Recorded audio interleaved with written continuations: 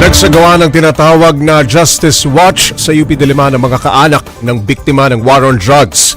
Para sa update, magbabalita live si Mobile Journal Arles de Los Santos. Arles.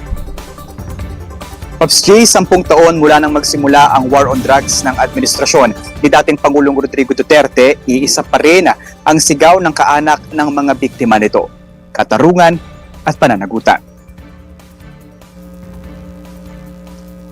Ayan ang sentro ng isinasagawang Justice Watch ng mga kaanak ng mga biktima ng war on drugs dito sa University of the Philippines, Diliman, habang suot ang puting laso na may sulat ng hustisya. Nais nilang makumpirma na ang charges laban kay Pangulong Rodrigo Duterte at gumulong na ang paglilitis para daw maakamit na ang katarungan na matagal nang ipinagkakait sa kanila. Binanatan din nila ang umano'y dilatory tactics ng kampo ni Duterte, kaya nais nilang gumulong na ang pagpapanagot kay Digong. Pati ang pagkandidato ni Vice President Sara Duterte bilang Pangulo ay nakikita nila na pagpapakita ng lakas ng mga Duterte upang subukan na takasan ang mga alegasyon at reklamo laban sa kanila. Pero sa kabila ng lahat, nakakakita na raw ng liwanag ang kaanak ng mga biktima ng war on drugs. Sa isang kilos protesta kaninang umaga, mangiyak-ngiyak na inihayag ng isang nanay na si Nanay Sally ang masalimuot na kinahinatnan ng kanyang kapatid na binaril sa loob mismo ng kanilang bahay habang natutulog sa kasagsagan ng war on drugs. Pumanaw ang kanyang kapatid na nagtamo ng 7 tama ng baril.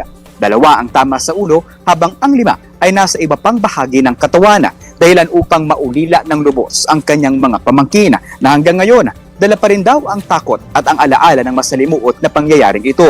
Kaya kasama si Nanay Sally sa mga nananawagan ng pagpapanagot kay Duterte para mabigyang hustisya ang umano'y libo-libong buhay na kinuha nito. Nakiisa rin sa panawagan sa pagpapanagot ang ilang civil society groups na Tindig Pilipinas, Atom, Siklab, gayon din ang Akbayan Party List, kung saan iginiit na hindi daw political persecution ang pagharap ni Duterte sa ICC, kundi kapalit ng mga polisiya sa ilalim ng kanyang panunungkulan. Para naman kay Akbayan Party List Representative Percy Sendanya, hindi daw dapat kaawaan si dating Pangulong Rodrigo Duterte dahil sa katandaan, dahil hindi ito nabigay sa mga nasawi sa kasagsagan ng war on drugs. Kailangan din daw harapin ng mga kasabwat ni Duterte ang bigat ng kanilang kasalanan sa ICC.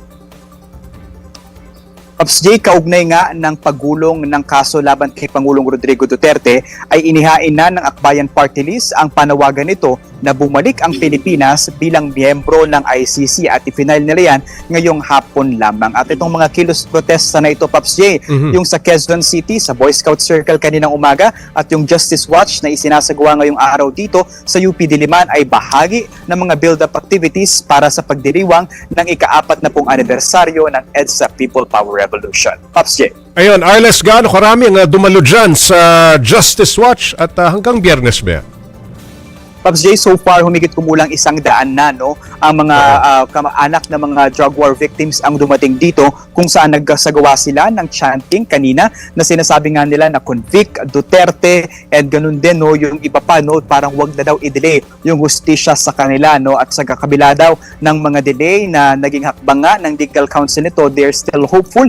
Umaasa sila na magkakaroon na nga ng progreso yung matagal na katarungan na kanilang hinihintay. Patungkol naman doon sa tanong, Pops J, kung aabot nga ba hanggang Biyernes na ito, so far sa ngayon, ang makukumpirma pa lang natin ngayong araw hanggang sa Wednesday ay susubaybayan nila itong confirmation of charges na ito coming papunta nga doon sa EDSA People Power Revolution Anniversary. Pops J. Alright, maraming salamat, Mobile Journal Arles de Los Santos.